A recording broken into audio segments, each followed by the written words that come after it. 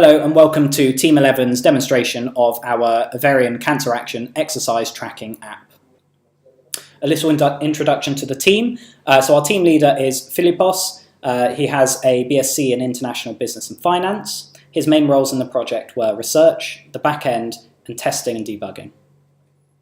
I am Mark. I've got a PGCE in Maths and also a BA in Maths. My main roles in the project were research, the front end, and report writing. Kai Wern has a B-Commerce in Accounting and Finance, and her main roles in the project were product design, front end, and report writing. So to give a background for our project, some recent research has come out which suggests that exercise can actually contribute to cancer survival and that recording it through an app has shown to be beneficial.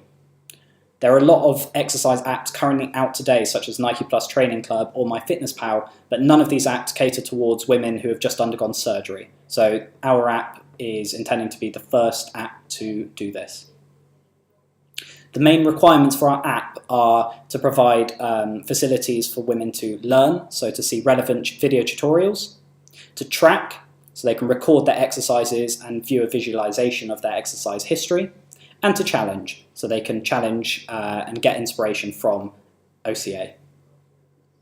The technologies involved in our project, on the front end, we use the Ionic 3 framework with Angular 4, and our sort of code base comprised of TypeScript, HTML, and SCSS. On the back end, we had a MySQL database which was being connected to via PHP, and then we also used Ionic storage for any data that was stored locally in the app. The server was hosted on Microsoft Azure. Here is a system architecture diagram for our project. So we've got a user who's an ovarian cancer patient, and they're interacting with the visual side of the app. Now there's a lot of intercommunication going on in the back end. So for example, the user might register and that will send all the data to the server. But then once they've registered or logged in, their data is stored locally so that they can then in the future come back in and log on without having to communicate with the server, and just saves them a bit of time when they log into the app.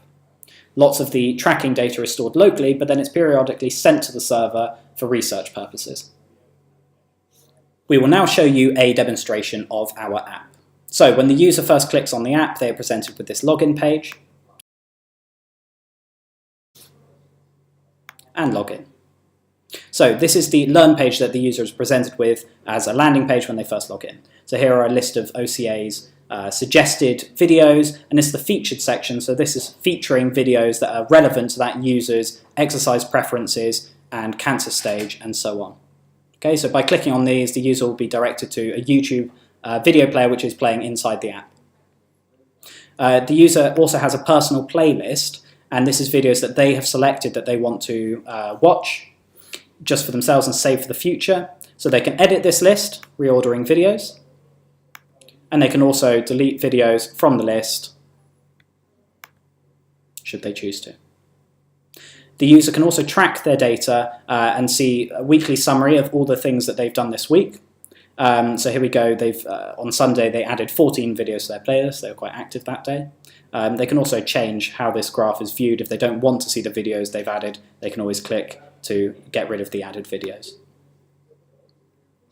The user's tracking history shows a record log of all the tracking data that they've recorded since using this app. Okay, and these things can be, just like with the videos, they can be edited, they can be deleted. If we go in and edit this, maybe they actually did yoga for 65 minutes. Oh, not 605, 65 minutes. And when we update that, we can see that that's also been updated here in the record log.